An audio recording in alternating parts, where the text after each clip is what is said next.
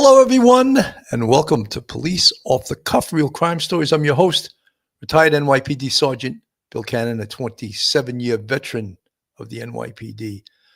The Kohlberger case is back in the news, and the reasons it is back in the news is hearings, because his defense team is attempting to get rid of or have suppressed the most important evidence in this case. And that, of course, is the DNA evidence that was discovered on the button of the knife sheath.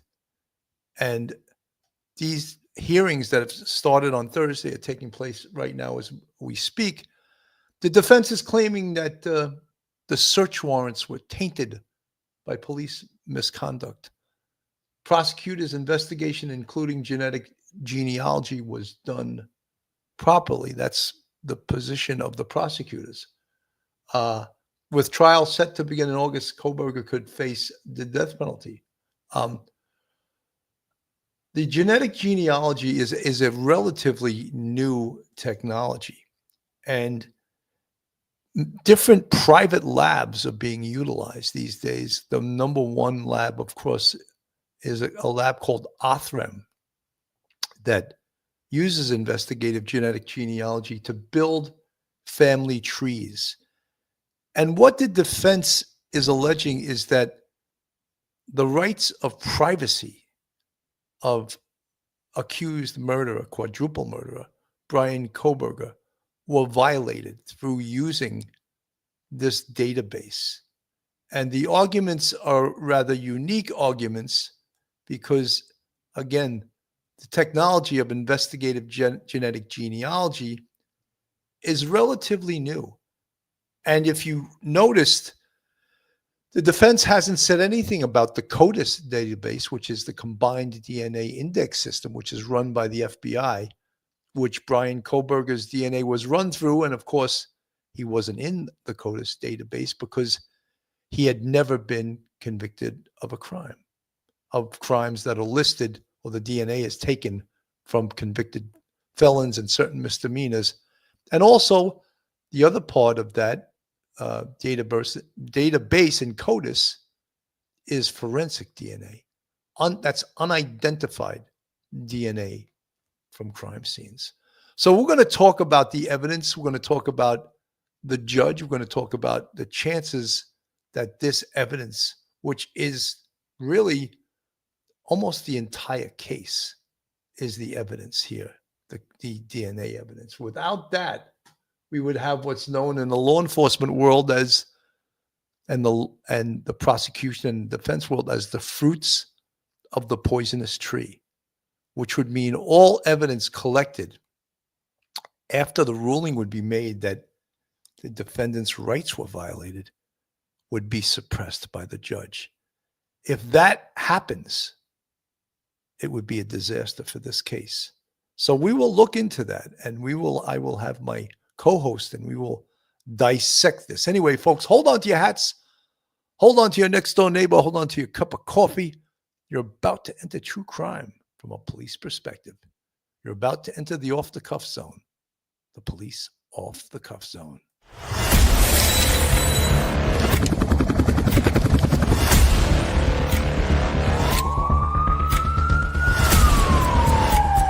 There has to be some common sense. They were the ones who called 911 to get him help, and now they're calling for change.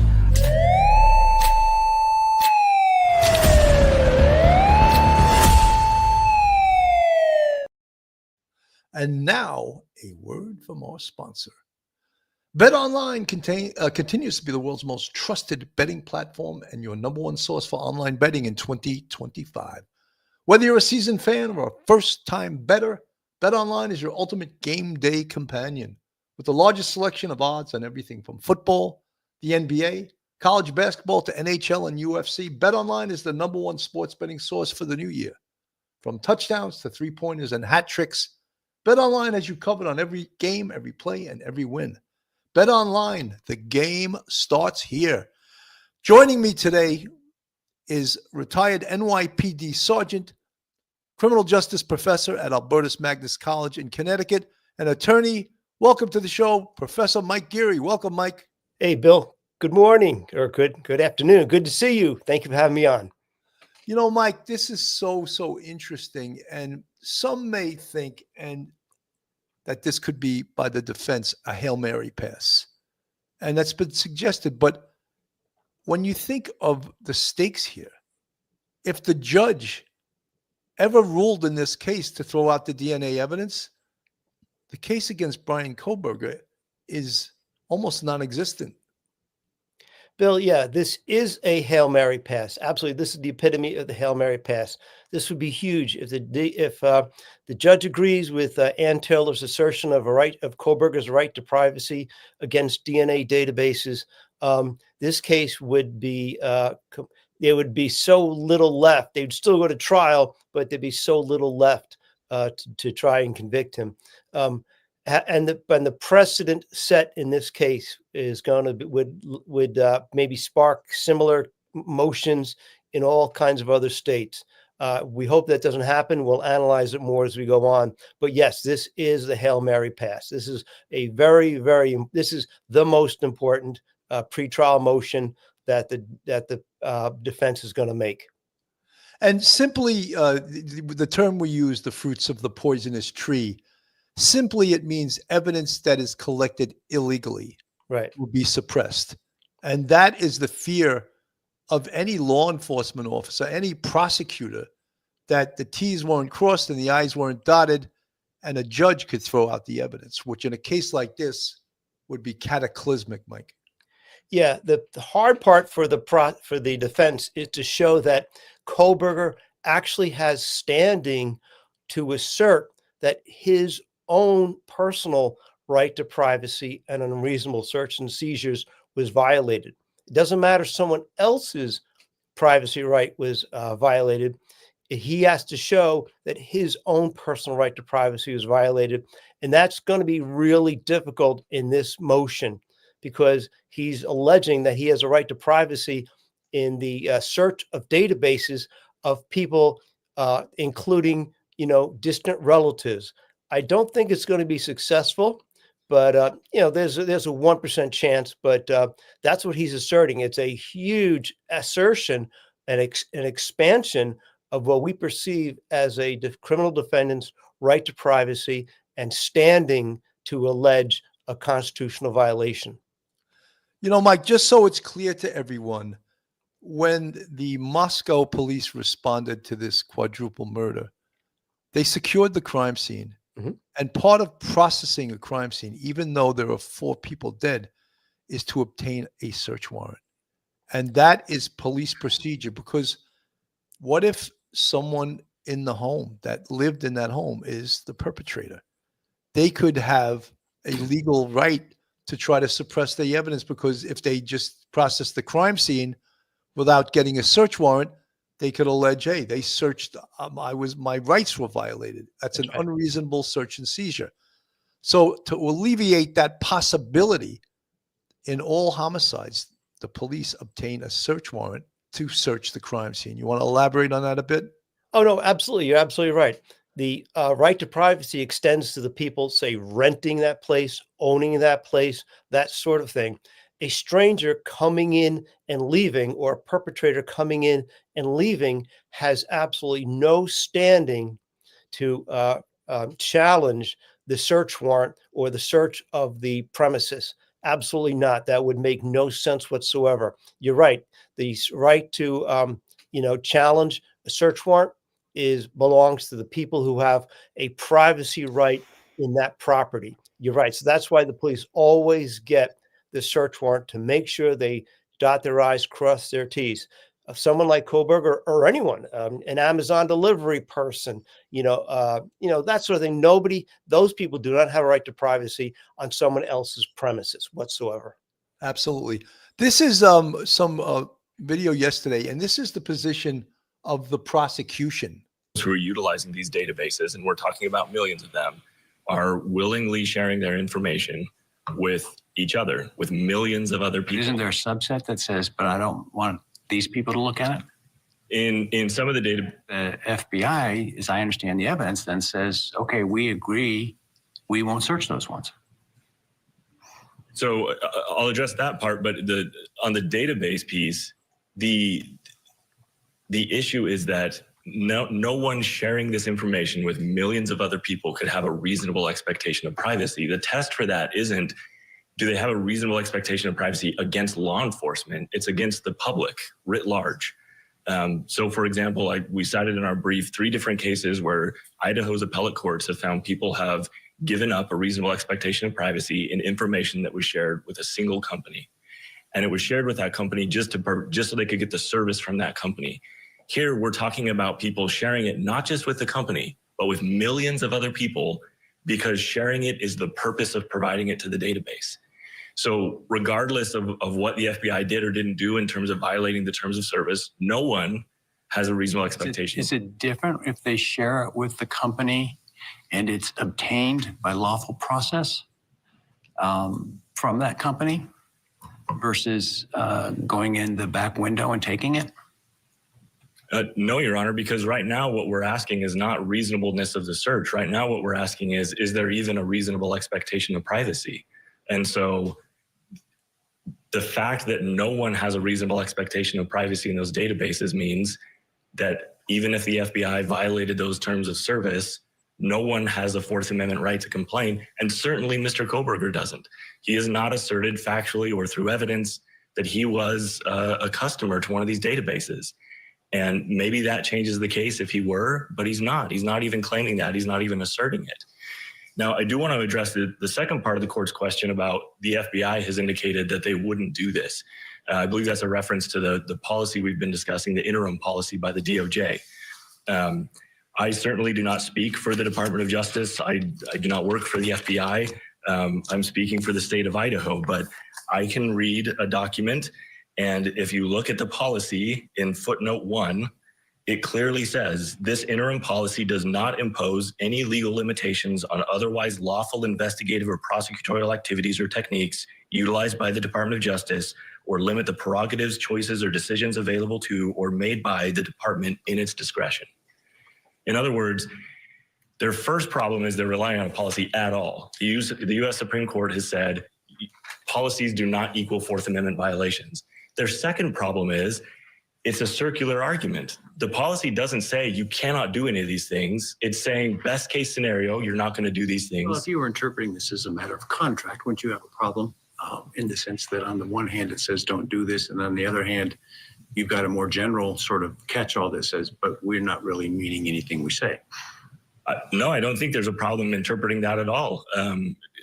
I think the problem is they're putting way too much weight on this policy as if it's somehow the law. And it's not. It's indicating, and we heard testimony today about best practices and what those mean. This is indicating best practices, but very clearly stating we are not limiting the Department of Justice to have to follow what's in this document as long as it's not limited by the law. And they're trying to use a violation of this policy or an alleged violation of this policy to say that they violated the law. It's this. Very interesting, Mike. Again, and so that's again, you can put it into English for our audience because it gets a little bit convoluted.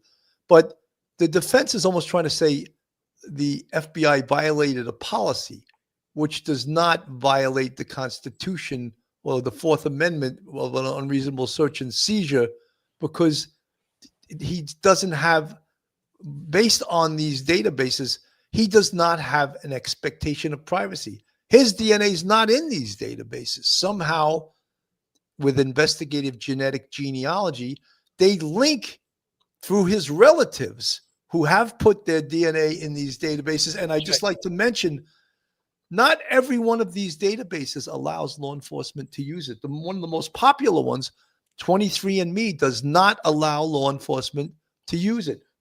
Ancestry.com, I believe, does, and GEDmatch absolutely allows. But so it's not, an open door policy here.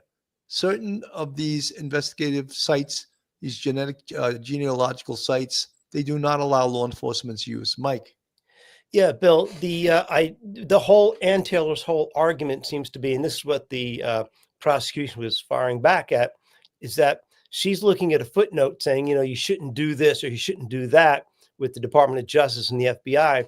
But if they violated a clause in some sort of contract, it doesn't mean that it automatically becomes a Fourth Amendment violation of Kohlberger's right to privacy. Not at all. If he has, as the prosecutor said, he does not have a right to privacy in a database that has other people's DNA database in it. And so therefore he doesn't have standing. So what he's saying is Kohlberger doesn't even have any standing to begin to even assert a Fourth Amendment violation. Don't even, and he's telling the judge, don't even, we don't have to look to see what the FBI did right or did wrong in terms of maybe their user agreement with, some sort of genetic services. It's the fact that he doesn't have any right whatsoever to even bring this claim. So we, shouldn't even bother analyzing it. And I think that's the best way to go, because you cannot take a contract, as the judge said, is this like similar to a contract? You can't take a contract breach to suddenly turn that into a constitutional violation. That is, that's ridiculous. It's too far reaching, too ridiculous in this case. I'm going to play a little bit of Ann Taylor right now. And I'm not, this is very long-winded and very legalese stuff. And the arguments, of course, these are hearings which will lead up to this trial that's supposed to begin in August. And I'd also like to remind everyone that may be annoyed that this is even going this way. This is a death penalty case. So every judge is going to err on the side of the defense, lest he be reversed in his decisions at the conclusion of this case, whether it's an innocent or guilty verdict. The judge wants to make sure that he does everything correctly. That doesn't mean he's going to bend over backwards to the defense, but he's going to make sure that he's fair to both sides, the prosecution and the defense. This is Ann Taylor and some of her argument. The next stage would be when that was transferred to the FBI for their forensic investigative genetic genealogy work to try to identify somebody. No warrant was in place for that work either.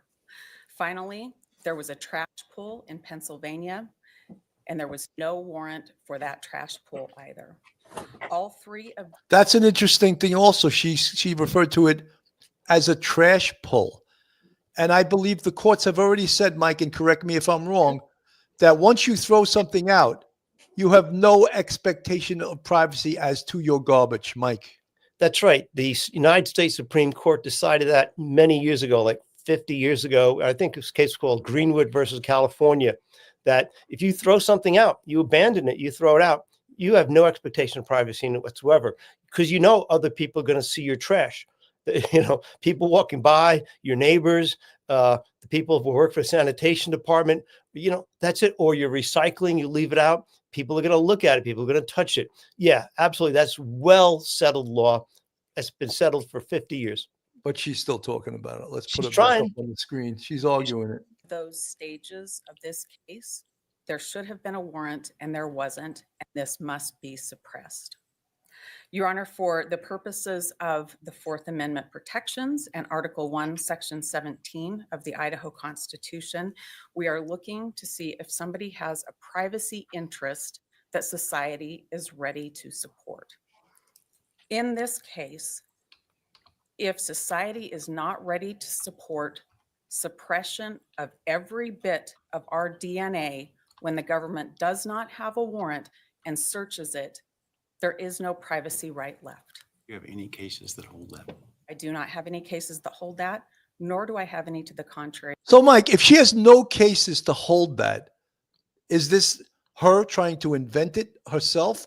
If it's already been decided in the law, in case law, and she's not citing any cases that prove her point that he has an expectation of privacy to his garbage, so law enforcement should have gotten a warrant, how is this argument even viable? Billy, it's not. It's not. It's facetious.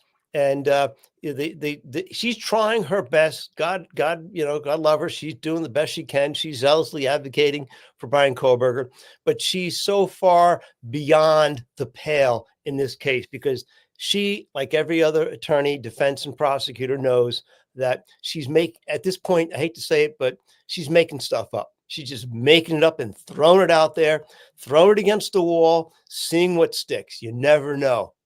That's it. The old shotgun effect. That's right. Shoot the wall and see how many pellets hit, That's right. and we'll go from there, because you never know.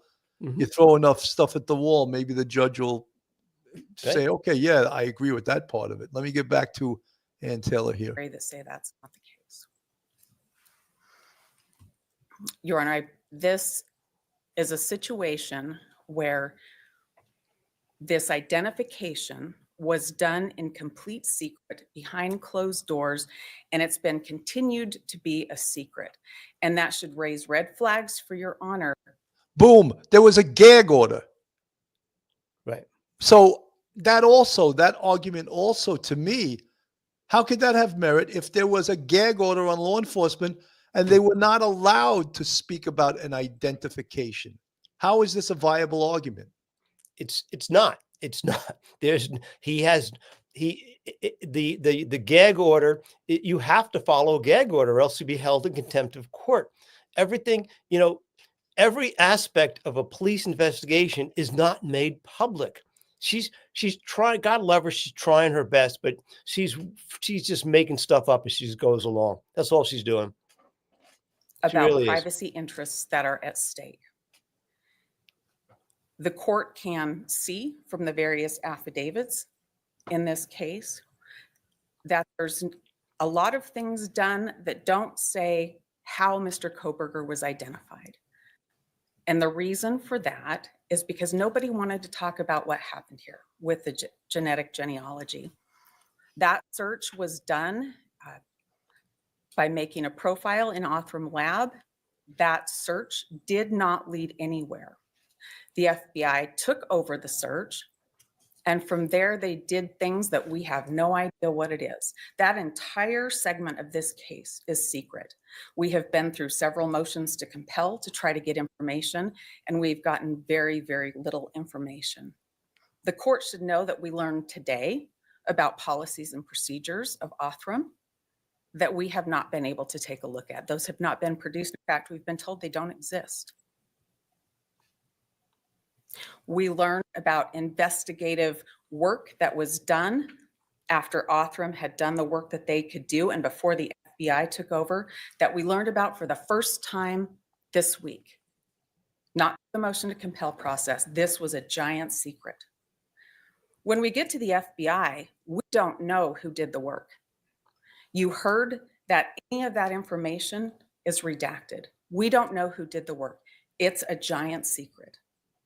We know that by the time the FBI gets involved, the profile, the text file, from the chat, I just want to mention this, Vivian James, but there wasn't a gag order at the time she's referring to.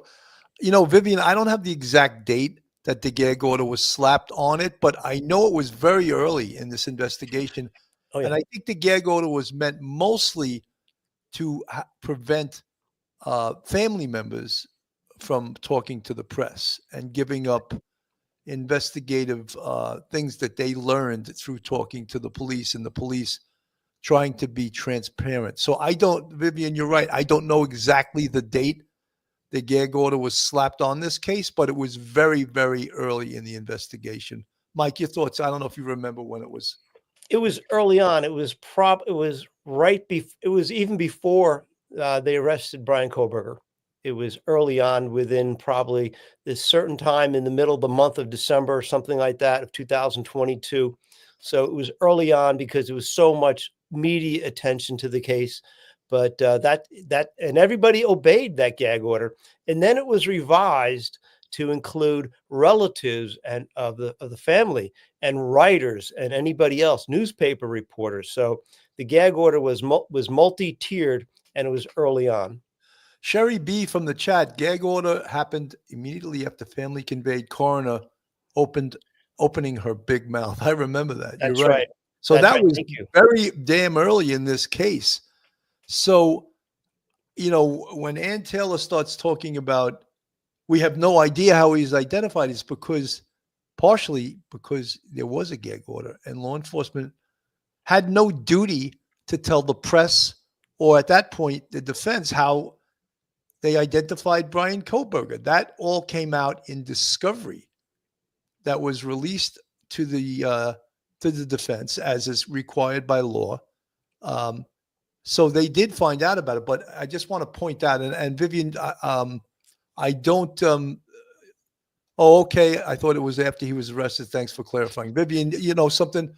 This case is voluminous, and when you think about it, this occurred November 13th, and I believe it was 2023, and so we're coming up on 2 years since that.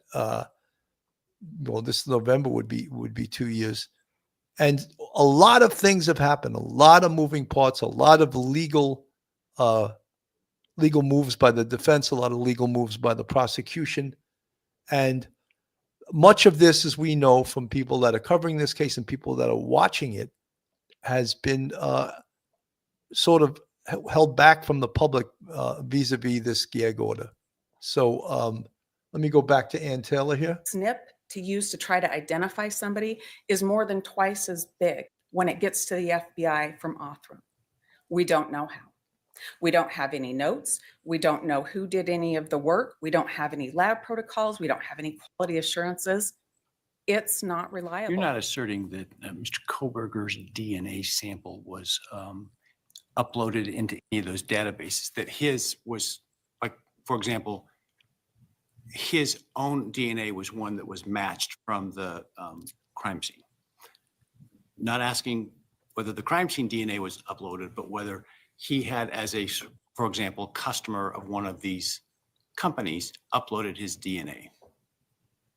Well, Your Honor, I don't have the JED.com file. I don't have. You're not asserting that fact, correct?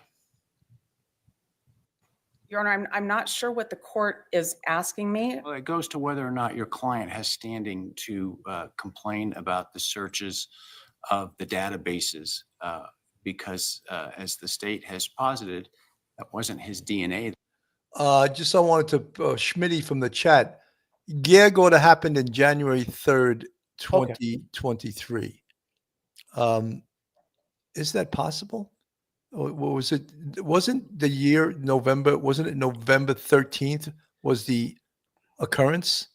Yeah, 2022. Oh, it was 2022. I'm losing. Yeah, It's confusing. So it's been very so long. quickly, and the arrest occurred on December 30th, Mhm. 2022. So Schmitty, thank you very much for that. So the gag order was slapped on him relatively quickly.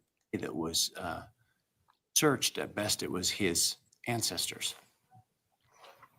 Well, Your Honor, I am not sure why we're here if the state hasn't alleged that Brian Kohlberger's DNA was on the knife sheet. No, I'm not talking about the knife sheath DNA. I'm talking about what they tried to match it to. Your Honor, I would answer it this way. The way that those databases work is looking for shared DNA. Those databases don't churn out a name and say this is I have our a suspect. privacy interest against any of my relatives that might want to upload their DNA to one of those systems. I should be able to stop them from doing that because I share some DNA with them. That is certainly not what I'm saying. What I am saying, Your Honor, is if somebody takes your DNA and uploads it, I think you have a privacy interest in your own DNA. Not necessarily in, let's say my DNA is taken lawfully.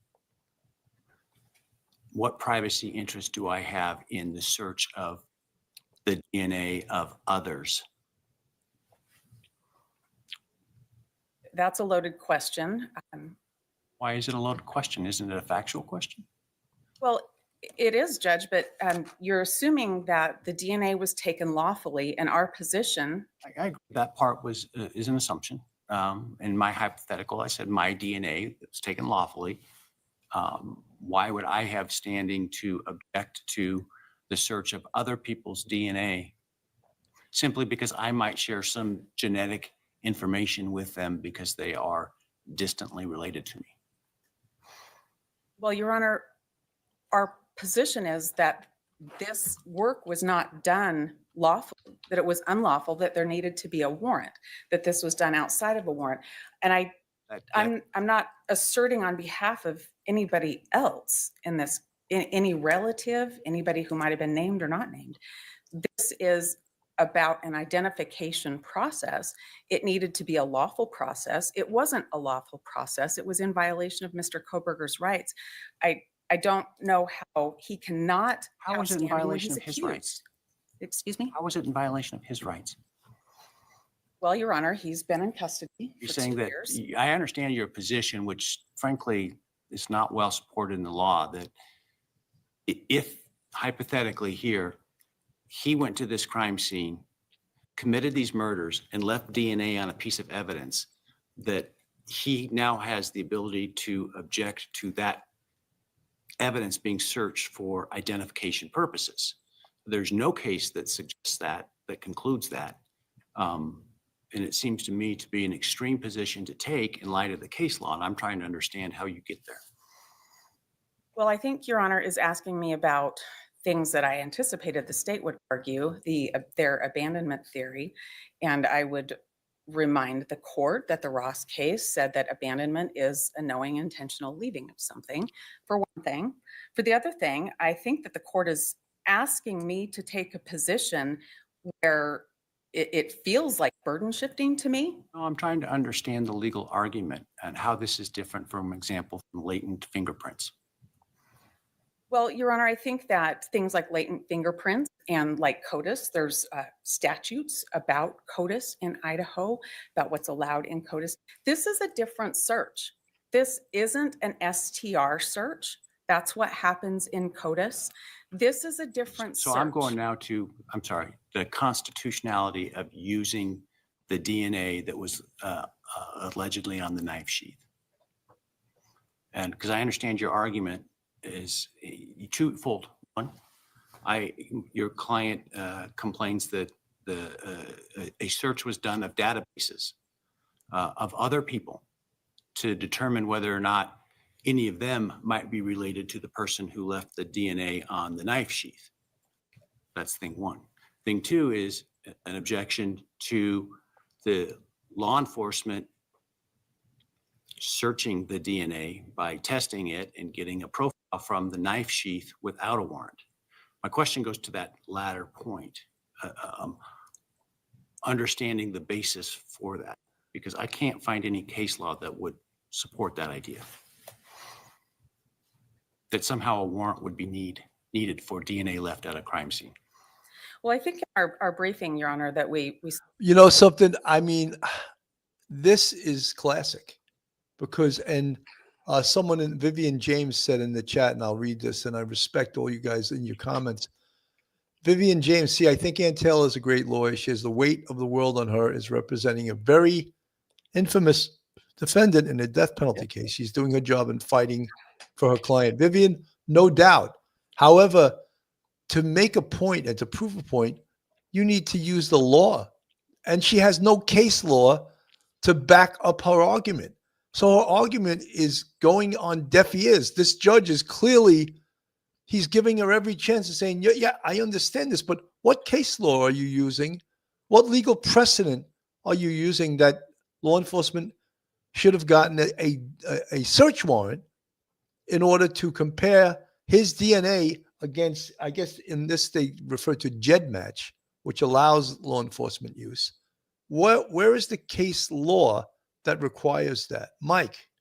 Yeah, Bill, since there is no case law directly related to something as new as investigative genetic genealogy, Ann Taylor would have had to go and find at least one case, maybe in Idaho, which would be the best, but maybe like Oregon or California or something from a federal circuit court covering Idaho way out there that would have something similar, similar fact, maybe not with IgG, investigative genetic genealogy, but something to do with DNA or something to do with fingerprinting, because that's even what Judge Hippler brought up. But she doesn't have any. She's going out on a limb, and she doesn't even have precedent. If she had one case that she could cite that was somewhat similar anywhere, even if it was a case from Rhode Island, anything, if you had one case that said this is a problem and, you know, blah, blah, blah, blah, blah, but she doesn't. She's zealously advocating for a client. She's doing what she is supposed to do. This is her ethical obligation. She's given it her best. He is really well represented in this trial. She's doing a great job. But however, she doesn't have really any sort of foundation to stand on to argue her point. It's all hypothetical, and it's not going to work. I agree with you. Vivian James, again, I'll read your comment. You don't have to like BK, but Ann Taylor is doing her job. That's right. And what she took an oath to do. Pauline Buckles, that's okay that you disagree. Look, we're not here to point fingers at everyone. Absolutely, everyone feel free to comment and feel free to disagree. I'm just saying that I believe that Ann Taylor, if she's going to make this argument, she needs to just simply, I don't want to beat a dead horse, to cite cases that have had this same decision. Cited the court to some cases. I did, I think, one concurring opinion in a case that held otherwise. Your Honor, I was going to talk to the court about third-party data, and I was going to talk to the court about the Davis case that talked about something that the police lawfully had and a subsequent test, the Skinner case, when there's something that's lawfully held, but there's a subsequent test. So those are the things that I want to talk about. Okay. Our first point is it was an illegal search. And this is if The search, the which court's search? assumption, Which search? It was illegal. first the snip at Othram, then the snip at the FBI, and then the trash pool. So you're talking about the DNA testing of the material left allegedly on the knife sheet. I'm talking about the Idaho State Police Forensics Lab taking a piece of evidence given to them by Moscow Police Department, collected at the scene, developing a STR profile, uploading it into CODIS, and I think that's the King case that says that's fine. I know Idaho has statutes on CODIS, uploading it there and producing nothing. There are no results there. I'm talking about the next set of moves that are super secret that happen when there's a portion of the DNA taken and it's searched by Othram to create a snip. And then when that doesn't produce anything, the FBI says, okay, here we go. Let's search the snip ourselves. That's what I'm talking about. Those are the problems.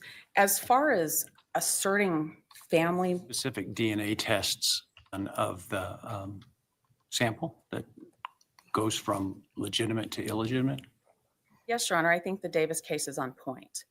If the court's theory that this is a lawful piece of evidence taken from the crime scene, the sheath. Not my theory. I'm just trying to understand your position in light of the case law and in light of the state's arguments. I'm trying to find where the gristle is in this.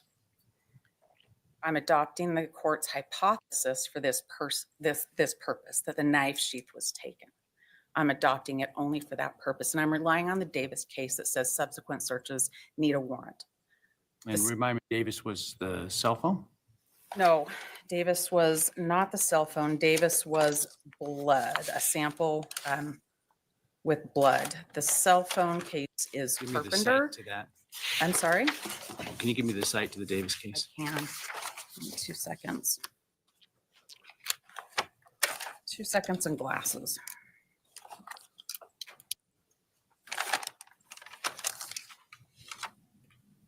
So the argument that she's trying to make, she's trying to say that, all right, the knife sheath DNA, the DNA was taken by the lab, the police lab, and it was, I think it was STR, short tandem repeats. That test was done, and the sample was compared to the CODIS database. There was no hit. That's right. Now, that DNA is given to the FBI, and they use something called SNPs, single nucleotide polymorphism. Wow, I went to school once. I Good remember job. that stuff. And that's what Othram Lab uses, and that's how within investigative genetic genealogy, they develop a family tree. And through that single nucleotide polymorphism, they build a family tree, and somehow that family tree connects back to Brian Kohlberger, to his father, I believe, and then it was connected to Brian Kohlberger when they took a buccal swab from his cheek. It was a hit to that DNA left on the knife sheath. Now, the position of Ann Taylor is that every time they do a different DNA test, whether it be STR, single short tandem repeats, PCR, polymerase chain reaction, or SNPs, single nucleotide polymorphism, they have to get a search warrant. And I think there's no case law to that. And again, as I said to you, Mike, you are the lawyer here. Has case law not caught up to the technology? Well, Bill, in that respect, that you could say that Ann Taylor does have something of a point. You got to give her some credit, because we've always talked about fingerprinting and blood and things like that, but this is very, very new. This is really new stuff, new territory, and so she's trying to analyze, make an analogy. There's a case in Idaho, a Davis case, that talked about blood and blood being held by a third party, meaning like a lab or something like that. And so we haven't read the case, and there was only a mention in a concurring opinion about the case where that offered that there should be a search warrant for a second search of blood evidence. But that's it. It wasn't the majority opinion. It was a concurring opinion, and it had to deal with blood.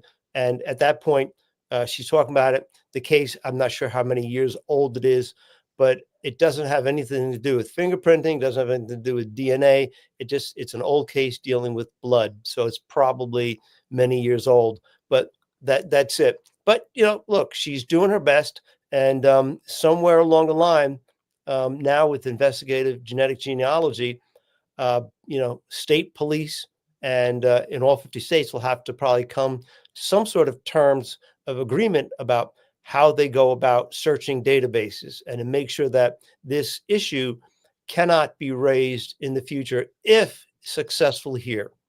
We'll see. Let's go back to Ann Taylor's argument.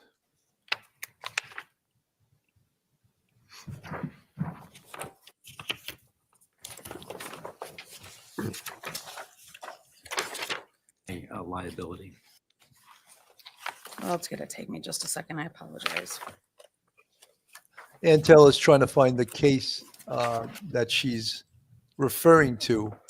I apologize. I wrote the name down, but not the site in my notes, but I know it's cited in our briefing. I can't remember what page. It is 690 F 3rd 226. Okay. Right. All right. And so those are the three areas that we believe that there should have been a search warrant, and there wasn't. There is an expectation of privacy in one's DNA that society is willing to recognize. And I think I'd talked to the court a little bit about the things that happened in this case that were super secret. I think we'd gotten to the point where we were talking, and this goes to recognizing an expectation of privacy when there's all of this secrecy surrounding it. We had gotten to the FBI where the SNP profile was twice as big as that from Othram. And then the FBI went into databases that violate the Department of Justice interim policy. You heard a lot about that Department of Justice interim policy, and that policy it's on page 6 of that particular exhibit that the court has. It says that they're not to go into databases that aren't allowed. And they did that. The court has that in another exhibit. How's that a constitutional violation? Your Honor, it goes to privacy. Suppressed for contractual violations or even statutory violations. I'm not suggesting that we do that. I'm suggesting that that's information that's pertinent to this court in making a very important decision as to whether somebody's Fourth Amendment rights were violated, as well as Article 1, Section 17 of the Idaho Constitution. The purpose of offering that information is because there's a policy, so there's there's a recognized expectation of privacy in what's contained in a SNP. In a SNP at all, there has to be a warrant to search these types of things, and there wasn't. There would be no need to have any policy if nobody cared about this. The court heard about the different IgG databases that changed their rules in terms of use after a different case used IgG to solve it, because people don't expect to have their DNA searched. That was the point of my question about whether or not Mr. Kohlberger's DNA was in any of those databases. In other words, did he submit his DNA and said, I don't want law enforcement to look at it? Your Honor, I don't think that that's the way the question should be looked at. I think the question should be looked at in the way that we always look at warrantless searches. Got to be a standing.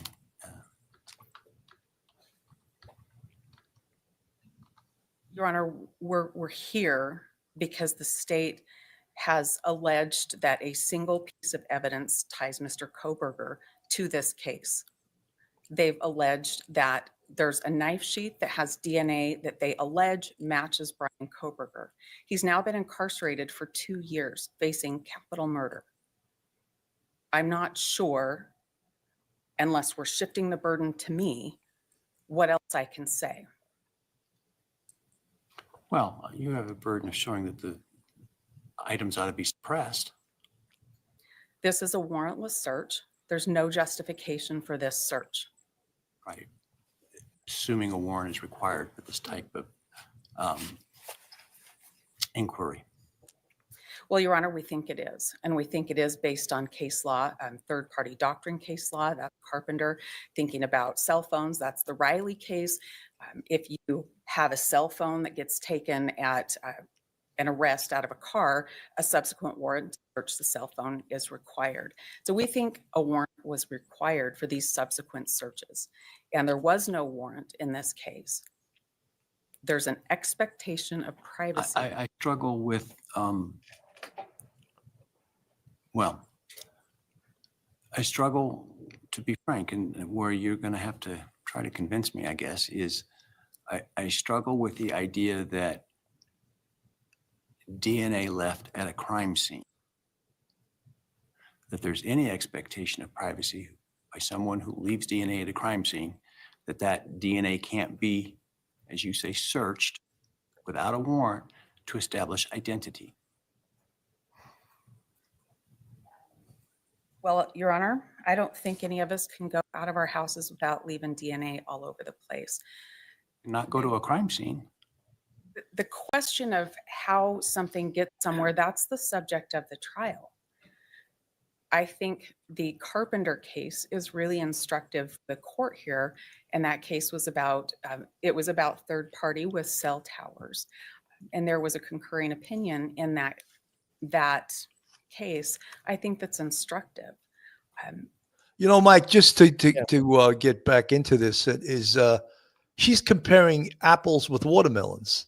As far as I'm concerned, how is a cell phone search warrant compare to testing DNA that is already lawfully obtained, right? Right. Now we're just using different techniques to try to identify it. And she noted SNPs, single nucleotide polymorphism, which is the latest technology in investigative genetic genealogy. And Othram Labs, who is the premier lab in the nation that does this type of work for the FBI,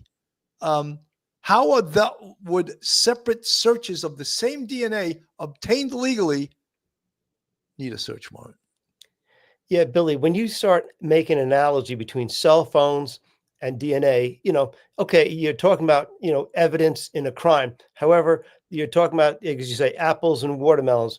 The Riley case just simply said by the United States Supreme Court that if a defendant is arrested, the police cannot automatically search their cell phone without permission. And if permission is not given, they need a warrant.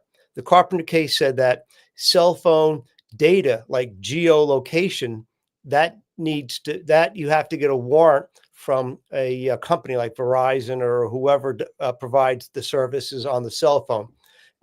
That's a long way from talking about someone's DNA found at a crime scene, like a fingerprint, DNA, blood, a shoe print, all of these things found at a crime scene, and searching a database. If there's an irregularity or some sort of issue that the FBI may have violated its terms of search with some sort of like lab, that does not mean, as the judge had pointed out already, that doesn't mean it's a constitutional violation. Does he even have standing to be in court to even suggest that he has a standing to pursue this line of argument? His right to privacy is important, but his right to privacy does not extend into searches of third-party databases of other people's DNA. It doesn't hold water. Mike, very well explained. And the whole point is that how does this come back to the very first argument raised, which is this is fruits of a poisonous tree? No, there was a search warrant to search the crime scene. In the search of the crime scene, the DNA was recovered on the knife sheath. Now, the DNA is processed by the Idaho lab. That goes to CODIS. There was no hit in CODIS. Now, it's kicked up to another level because of new technology, and it's search via, and it's not, I shouldn't even say search because the search has already been approved. Now it's tested via SNPs, single nucleotide polymorphism, which also allows the lab, and believe me, I know these words, I am no scientist, they're able to stretch the DNA sample and get more evidence out of that single piece of evidence. I don't know if I explained it in a layman's terms, not in the scientific terms. And through that, they were able to build a family tree, which in a very roundabout way identified Brian Kohlberger. Now, what in that story I just told gives anyone an expectation of privacy? It doesn't, Billy. He has no standing in this case whatsoever. She's trying to make it up. She's doing her job. She's doing, zealously advocating for a client.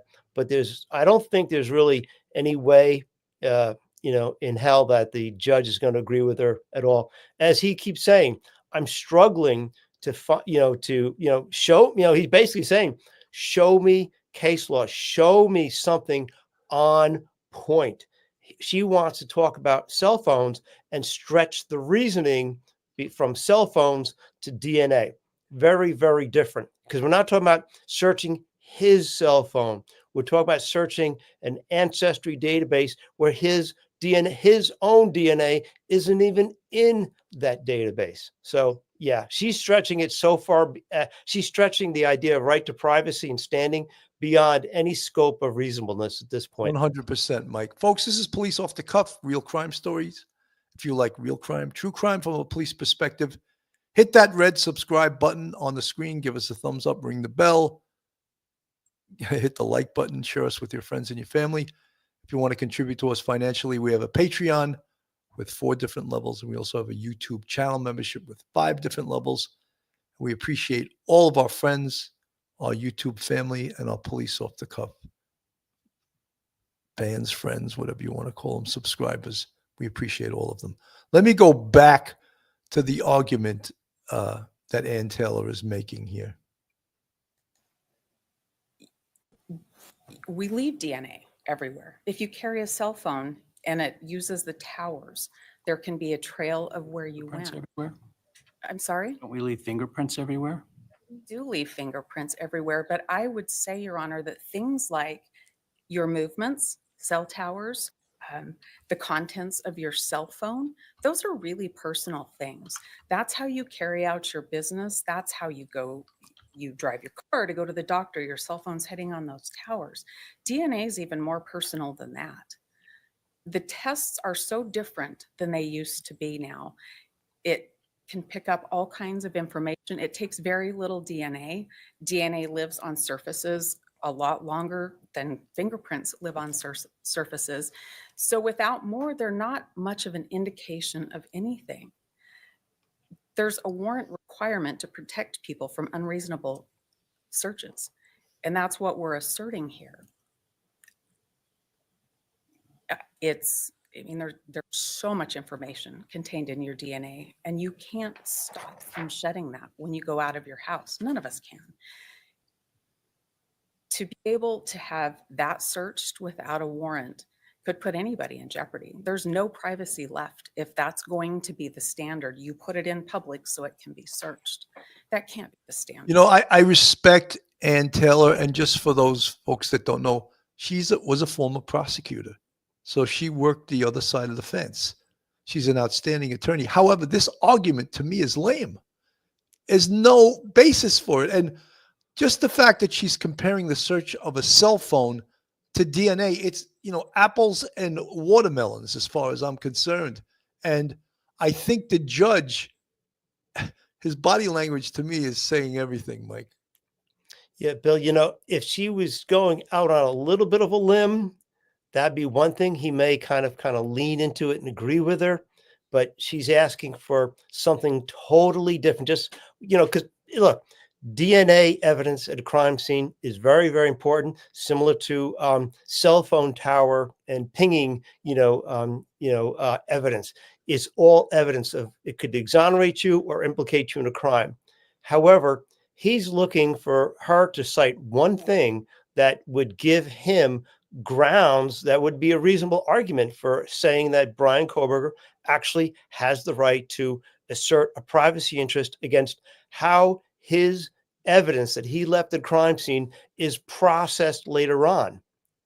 And the judge is just sitting there going, you're not asking me to go out, 1 inch, 2 inches. No, you're asking me to take a huge leap. And I don't think the judge is going to do it whatsoever. Mike, I think that the judge is going to rule in favor of the prosecution in every single one of these issues. I don't even think it's that difficult. And I'm not a judge, but it's the argument, as we said earlier on, is a stretch. It's a huge, huge stretch. Let's finish her testimony here. That would erode the Fourth Amendment. Our position is that there is an expectation of privacy that society is willing to accept. Our position is that there's case law that supports this. Maybe not exactly directly on point, but the court talked about one of the cases that we cited that's similar. It's out of Washington. In that case, it keyed on whether the database was a voluntary, law enforcement can search this or not. In this situation, that's not the case. From the exhibit you have and from the testimony that you heard that the FBI went into 2 databases that they weren't permitted to search. So if the court wants to go clear to that extreme, and the court shouldn't. Mike, I just got to say something. How is doing a different test with the DNA another search? Is that a search? Especially when the evidence that's being tested, really, I think the correct word is tested, not search, right? Right. It's being tested or compared against another database. Is that a search? I think it's a stretch to call that a search. And if it is or if the judge does rule it is a search, then shouldn't it also be covered by the search warrant that was obtained to search the crime scene? Exactly. If you analyze, say, for instance, you leave a fingerprint at a crime scene and they only check out, say, the national FBI crime fingerprint index, and they don't find anything. Maybe they check out the New York State, fingerprint index. Do you need a search warrant to go to the second search? No, it doesn't make any sense whatsoever.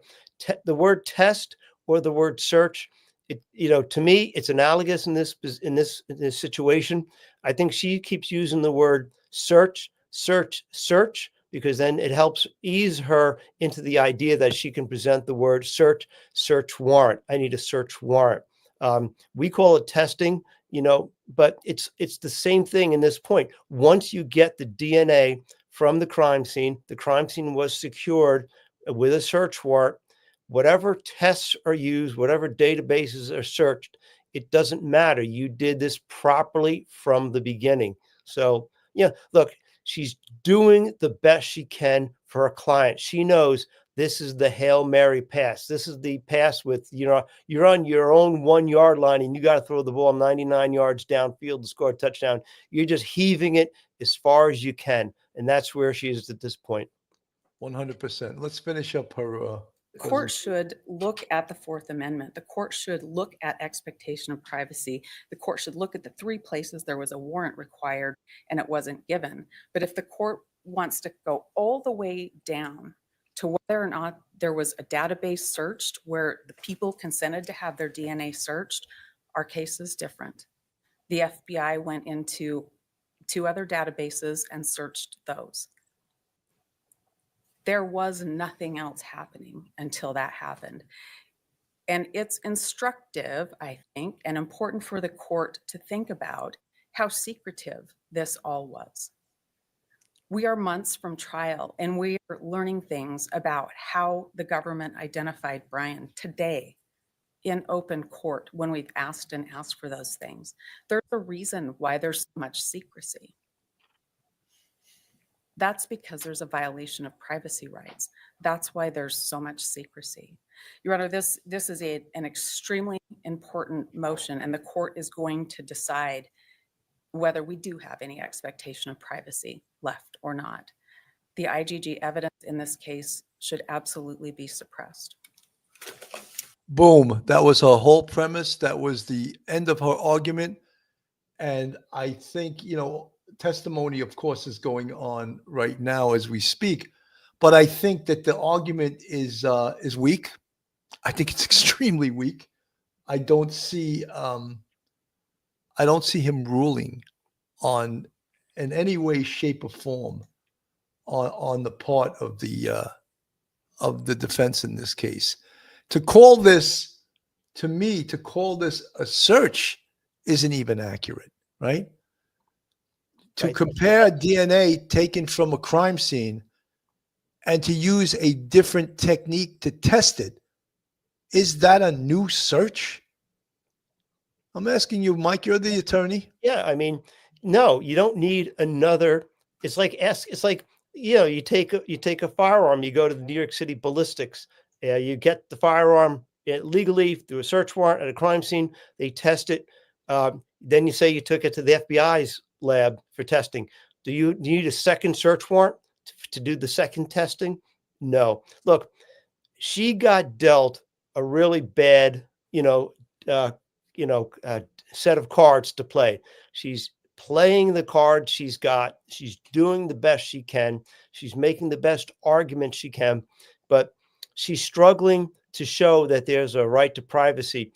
She's making an analogy to cell phones, and that's good. However, it only goes so far. In this case, we're talking about the DNA that was left at the crime scene, not a cell phone that was in his pocket. And we also remember way back, if everybody can remember, he was identified early on before they had the DNA match. Okay, his car was seen in the area at that time. They knew it was a Hyundai. They figured out, possible suspects. His name popped up as a suspect early on. So before they even had his DNA and were sure, before they took the buccal swab and everything else, all they had was the DNA on the knife sheath that did not have a match. He was identified through other means already in this case. I agree. JC fan only, when they do an unknown DNA search, they aren't looking to frame someone already known. They're searching for the true identity. Right, 100%. Thank you. He wasn't identified.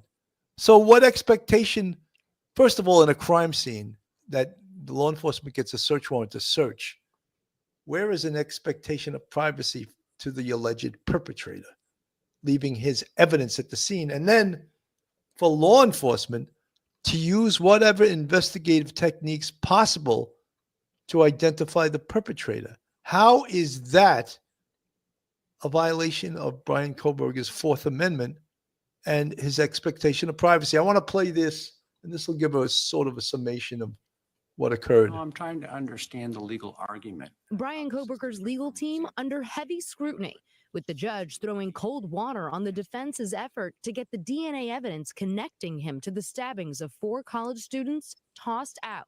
I can't find any case law that would support that idea, that somehow a warrant would be needed for DNA left at a crime scene. The defense challenging how investigators zeroed in on Kohlberger, using the DNA left on a leather knife sheath found next to one of the victims, and running it through public ancestry websites to build a list of suspects. Runner, there was no warrant for several phases of the search. But the judge appearing unpersuaded that the use of that investigative technique itself violated Kohlberger's rights. When there's a DNA match between the DNA and the sheath and Mr. Kohlberger, isn't that probable cause every day and twice on Sunday? Such pointed exchange is part of the high-stakes hearing now stretching into a second day, ahead of a trial for the murders of students Xana Kernodle, Ethan Chapin, Madison Mogan, and Kaylee Gonsalves. Kohlberger's lawyers also accusing investigators of misleading the court, offering new details on a surviving roommate home at the time of the stabbings, calling her unreliable. This witness was sure that she heard this particular victim go down the stairs, go up the stairs, and then come running back down the stairs. That is not what's contained in this affidavit. She's not sure what she heard or saw was real or whether it was at a dream. The state pushing back. We know it wasn't a dream because they found the evidence discovered the next morning. All this in a courtroom closed to the public, the victims' families watching the proceedings on a live stream. I'd rather be in the hallways of justice for my daughter than to be sitting in my room on a living room couch. The defense also trying to cast doubt on the surveillance video in this case. And that's significant, guys, because authorities used it to suggest that Kohlberger was scoping out the victim's home before those killings, likely to be another point of contention with prosecutors when this hearing picks up again this morning, guys. All right, Laura. So interesting. I think that was sort of we spoke about this case for a better part of an hour. And I think they sort of synopsized what the whole argument is, and just basically that whole sentence. Does the perpetrator, the alleged perpetrator in this case, have an expectation of privacy to his DNA that was put in and used several different techniques to test it? And are those new techniques that are used to test this DNA, did they need a new search warrant every time they used a different single nucleotide polymorphism known as SNPs, because it's hard to say, polymerase chain reaction? That was the one used for, that's a different one. The short tandem repeats, I believe, is the one used for CODIS. And if I'm confusing them, I'll hit myself, but difficult. But so every time there's a different technique used in the testing of DNA, does there need to be a new search warrant?